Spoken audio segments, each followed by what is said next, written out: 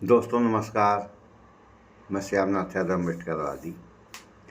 यह एक पोस्ट है और ये पोस्ट है ये जो अमेरिका ने प्रतिबंध लगा दिया रूस से तेल खरीदने के लिए, तो जो 30 दिन की छूट दिया है उसी पर है ये। तो इसका लेख है, हम भारत को रूस से 30 दिन के लिए तेल खरीदने की छूट देते हैं। अमेरिकी वित्त मंत्री ट्रेजरी सेक्रेटरी स्कॉट बेसेंट ने भारत रूस तेल व्यापार को लेकर बड़ा बयान दिया। उन्होंने कहा कि अमेरिका भारत को रूस से 30 दिनों तक तेल खरीदने की छूट दे रहा है। इस फैसले को वैश्विक ऊर्जा बाजार और भारत अमेरिका संबंधों के लिहाज से अहम माना जा रहा है। और आगे लिखा है, हम भारत को रूस से 30 दिन के लिए तेल खरीदने की छूट देते हैं, अमेरिकी वित्त मंत्री स्कॉट बेसेंट ने कहा। पोस्ट देखें आप लोग, देखिए इसी पे बहुत हो हल्ला मचा है और ये हाल है। थोड़ा और देख लें आप लोग, देखिए देख लिया आप लोगों ने, ये हाल है। और देखिए आगे, यह समाचार है तो इसको हम जो है समाचार नहीं दिखाएंगे, समाचार तो दूसरा दिखाएंगे। इसका लेख पढ़ कर बता रहे हैं। इसका लेख है, भारत अमेरिका का गुलाम बन गया है, रूसी तेल अमेरिकी मंजूरी शर्मनाक। ये देख लें आप लोग, देखिए ये देख लिया आप लोगों ने। अब देखिए, प्रधानमंत्री की हर विदेश यात्रा अडानी के व्यापार से शुरू और वह मोदी इवेंट से खत्म होती है, तो ये डिप्लोमेसी नहीं ट्रेवलिंग बिजनेस शो होता है। ये कहना है आलोक शर्मा, कांग्रेस प्रवक्ता हैं ये। अब ये कितना सही कर रहे हैं कितना गलत कर रहे हैं इसका अंदाज़ा आप लोग भी लगाएं। देखिए ये है पोस्ट, देखिए देख लिया पोस्ट आप लोगों ने। अब और आगे देखिए, तो इसमें होता क्या है। इसमें होता ये है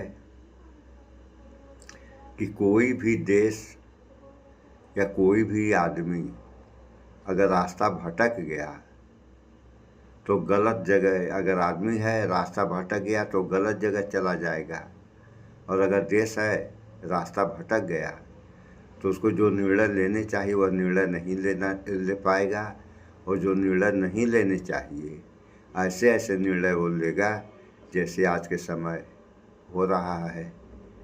तो इस बारे में थोड़ा सा समाचार में भी आप लोग सुन लें। अंदाजा एक और देश को नहीं है दोस्तों। उसके बाद क्या हो रहा है क्या होगा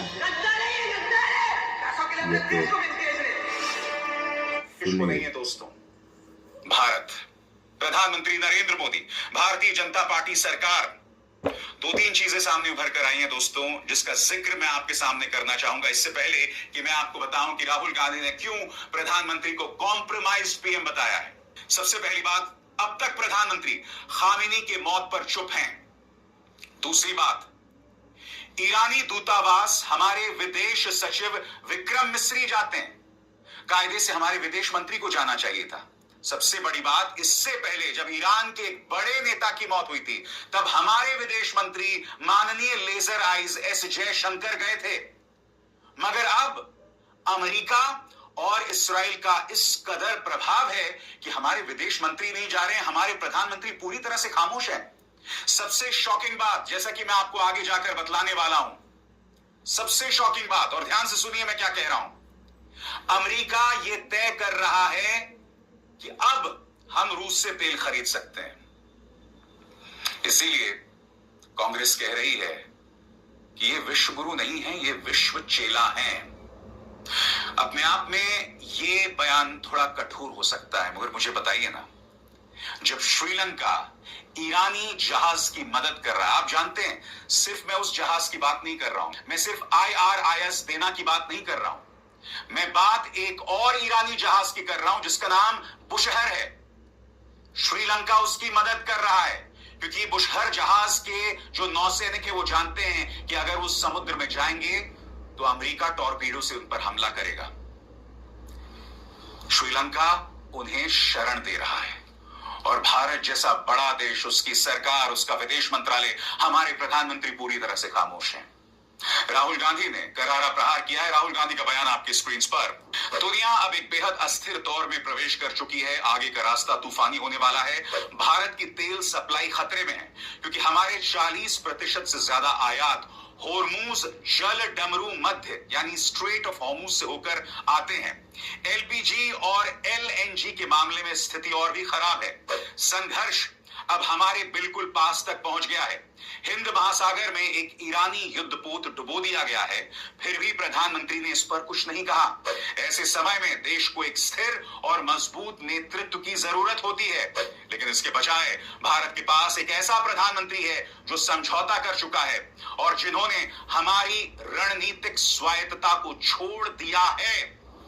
यह अपने आप में बहुत शर्मनाक है दोस्तों। फिर इस तस्वीर को देखिए, विक्रम मिस्री गए हैं ईरानी दूतावास। मैं फिर आपसे पूछना चाहता हूं, विदेश मंत्री क्यों नहीं जा सकते थे? और ऐसा नहीं है कि इससे पहले विदेश मंत्री गए नहीं है।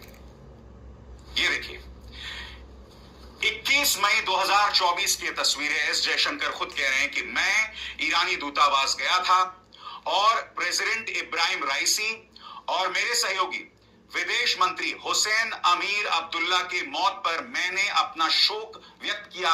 ऐसा एस जयशंकर ने 21 मई 2024 को किया था। मगर अब कौन जा रहा है? आप लोगों ने थोड़ा सा सुना रहे हैं आप लोगों को।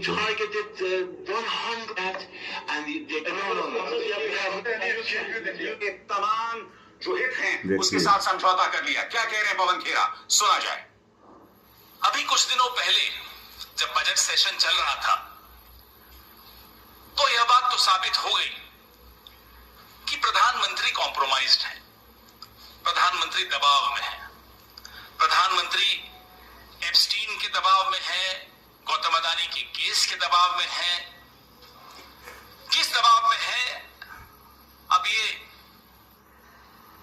अगर कौन बनेगा करोड़पति में ये 2-3 ऑप्शन भी दें तो सारी ऑप्शन सही साबित होंगी। उसमें आप जो भी टिक कर दोगे सही होगा।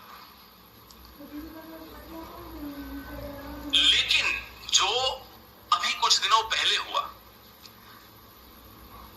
वो किसी की भी समझ के बाहर है। प्रधानमंत्री इजराइल गए तो वहां शुरू कीजिए कि क्यों गए साहब, कारण क्या था? तुमने बुलाया और हम चले आए, जान हथेली पर ले आए। सच में वाकई दिल तो हथेली पे लेकर घूम ही रहे नेतन्याहू के आसपास, जान भी हथेली पे लेकर चले गए।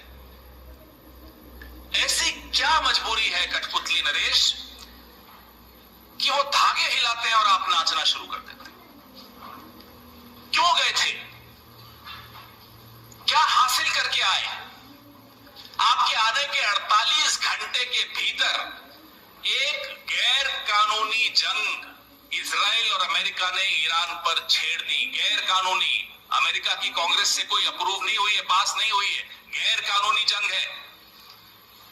एक गैर कानूनी जंग आपके हिंदुस्तान लौटने के 48 घंटे में हो गई और एक राष्ट्राध्यक्ष जो कि शिया के धर्मगुरु भी हैं, आयतुल्लाह खामेनी साहब, उनकी हत्या भी हो गई। ये सब आपके इजराइल से भारत लौटने के 48 घंटे में हुआ। क्या आपकी ये आकस्मिक यात्रा इस पूरे घटनाक्रम को लेजिटिमाइज करने के लिए थी, एक कानूनी जामा पहनाने के लिए थी, एक लोगों को कुछ और दिखाना था और अंदर कुछ और तैयारी चल रही थी इजराइल और अमेरिका की, और आप उसमें कठपुतली बन गए, सामने आ गए साहब, हाँ सब कुछ ठीक है, सब चंगा। ये भारत का कद है आज की तारीख में।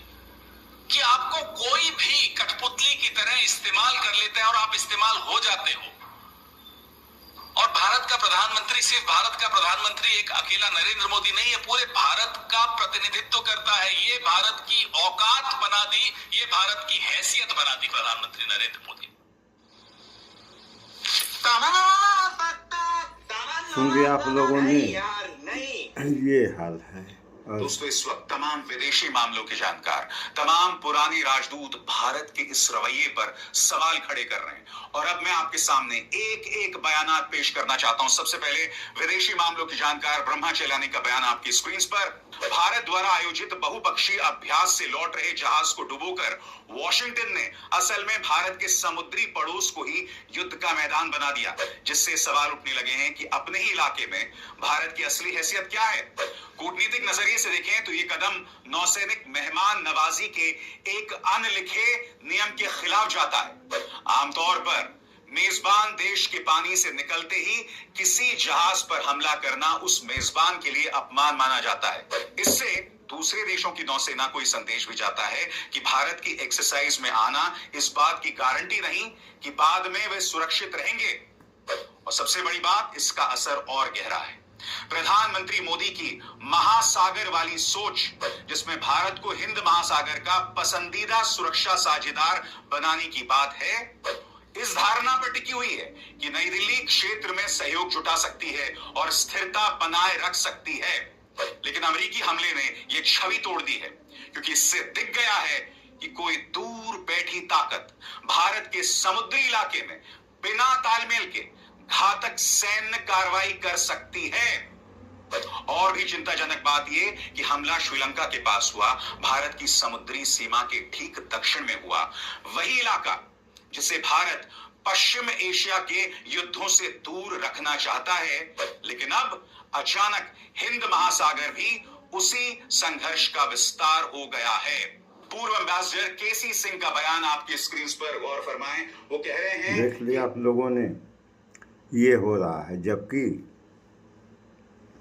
भारत को चाहिए कि लड़ाई समाप्त हो, और कैसे समाप्त होगी ऐसी भूमिका निभानी चाहिए।